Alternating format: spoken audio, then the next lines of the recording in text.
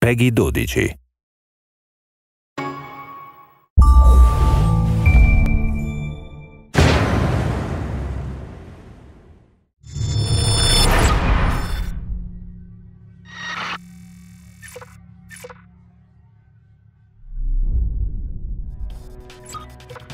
Hello, I'm Julian Gollop. Welcome to the Ghost Recon Shadow Wars gameplay video 1. I'm going to take you through one of the missions later in the game. We've got two ghosts in this mission. First one is Banshee. She's a Recon class. And we've got Duke, who's a Commando class. Our objective is to get to this door on the end of the corridor here and open it.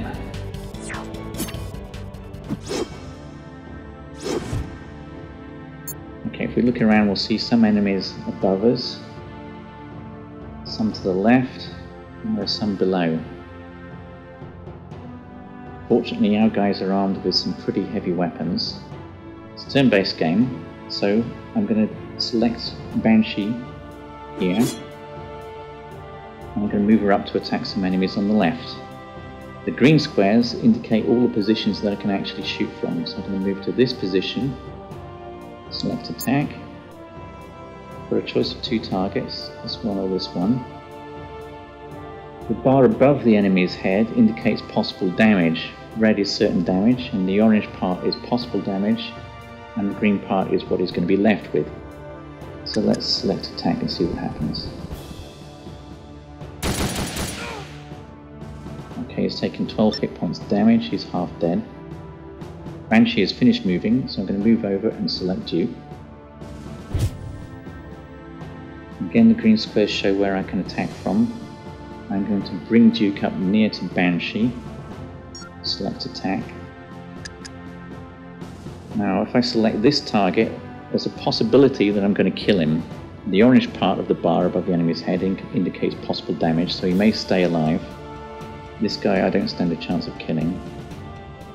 The red lines indicate possible return fire. I'll show you what that means in a bit. Let's just go ahead and attack with Duke.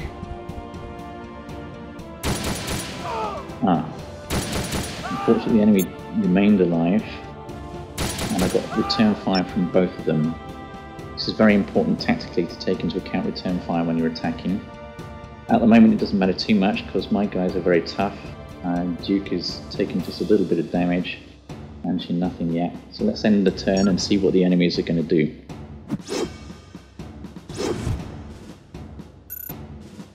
Okay, it looks like they've noticed us. A couple of enemy assault troops moving up next to the turrets.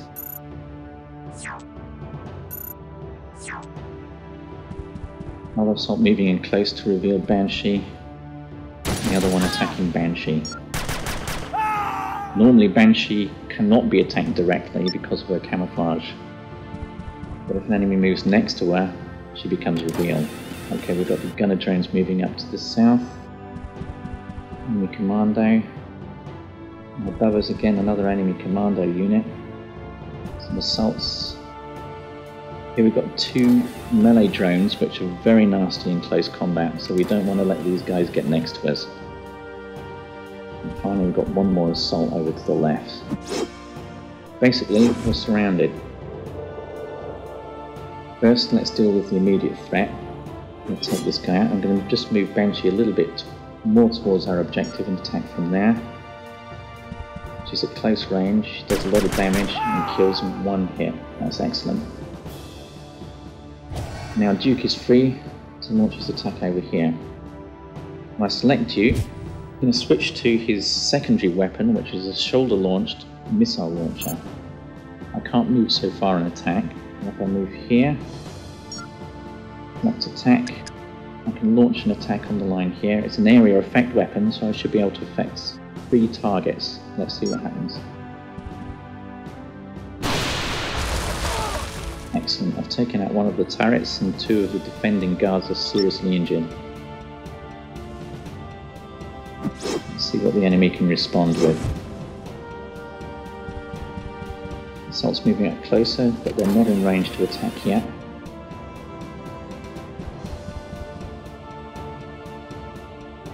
But here we've got an enemy commando unit also equipped with missiles, and he manages to get us. The enemy melee drones closing up very fast, they're quite rapid.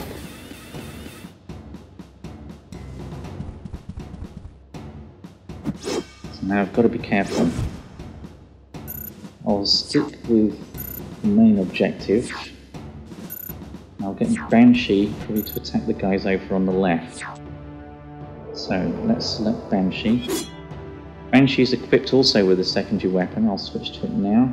This is an EMP grenade. It's very effective against enemy drones and turrets, but will also do a reasonable amount of damage to enemy soldiers. So again, if I launch in the middle here, back from this position and see what I can do. Should be able to take most of them out. Yes, excellent, all three are gone. Now this leaves Duke to choose where to attack next. It's a big choice of targets. And now I will probably launch an attack here. So what I'll do is I'll move this way a little bit and I'll select attack position. This means I can select any position in the red area. I can place it here, and because of the area effect it should affect both those enemies. Let's see. Okay, excellent. They're both damaged but not killed.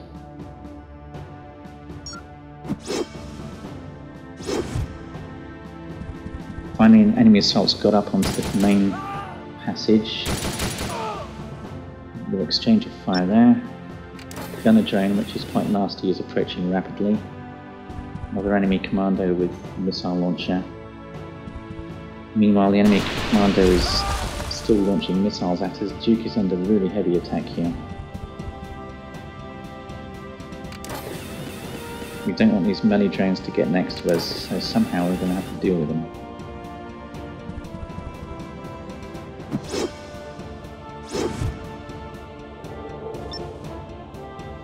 Now, fortunately, Duke is now powered up. Whenever you attack an enemy or kill him, you get some power points. If you look at the blue bar on the bottom left, you'll see it's at 100%. So I'm going to make good use of my power attack. Let's select Duke first. I'm going to launch the power attack into the middle of these guys here. If you move the camera a little bit, you can see they're reasonably well bunched up.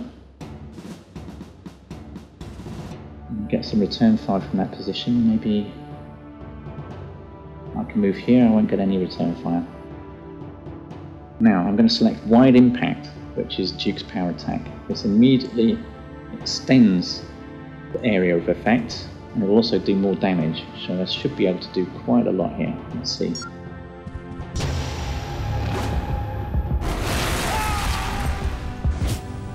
I've taken out 4 enemy targets in one hit, which is absolutely excellent.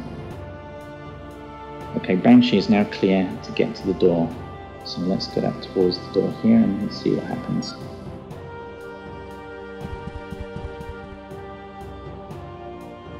Oh dear, on the other side of the door we've got a whole load of trouble. A lot of enemy drones. But to find out how to beat them, you'll have to play the game for yourself.